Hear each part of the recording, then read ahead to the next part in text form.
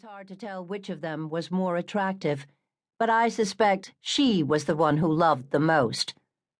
The question remains, did she love the wrong man too much and pay far too heavy a price for believing in him?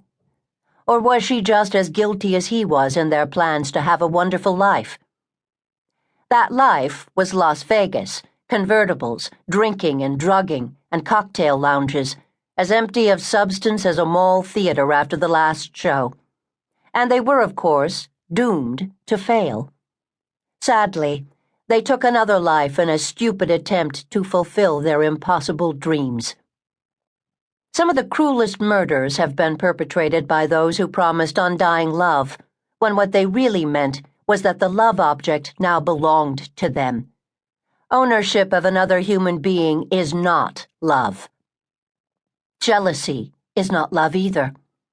When men or women fail to trust their partner and allow them to live freely, real love cannot exist. It is inevitable that the object of jealousy will try to break free at some point. Some partners let that happen, and some destroy those they have sworn they will cherish forever. I get letters and emails every day from both men and women who live in fear because an estranged spouse or lover is stalking them and threatening to kill them. It is important that they realize this is not their doing. Those who have not been there can't understand why trapped victims of misplaced love couldn't detect the danger behind protestations of affection and caring before they exchanged vows or promises with the person they have come to fear so much. And yet it is rarely the fault of the one who is being stalked.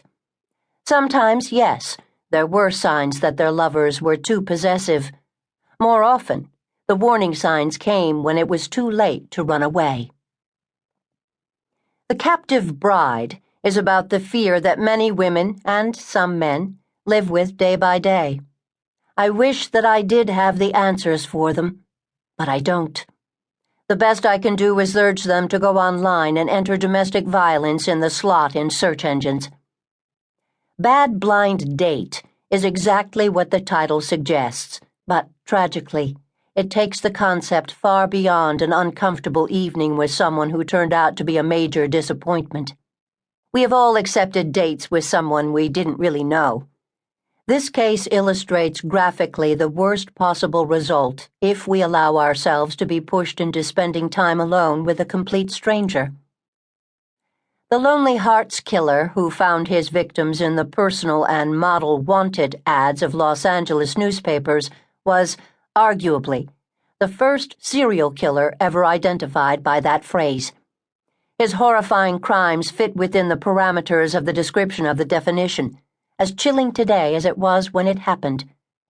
His victims were ultimately vulnerable women seeking love or a way to make a living in Hollywood. Some of the cases I picked with some hesitation because they deal with sexual aberration that few of us, thankfully, ever encounter or even read about. Old flames can burn, and you kill me or I'll kill you fall within that category. The men who were convicted in these crimes were handsome, much more than presentable socially, and ultimately frightening. The highway accident is a case that some of you may have read before. Still, after reading the massive media coverage of both the Lori and Mark hacking case in Utah and the Lacey and Scott Peterson case in California, I felt I had to include it. This case is almost a blueprint for the current cases, particularly the hacking tragedy, although it goes several steps beyond. It does seem impossible for a wife to be so trusting of her husband, only to find out that she has lived in a lie. But it happens. It happened in the highway accident in Oregon, and I think you will be as startled as I was to see the similarities with the cases in today's headlines. Where is Julie? As one of the 1,000 or more mysteries I have chronicled in the past 3 decades, and one of perhaps a dozen that I cannot get out of my mind.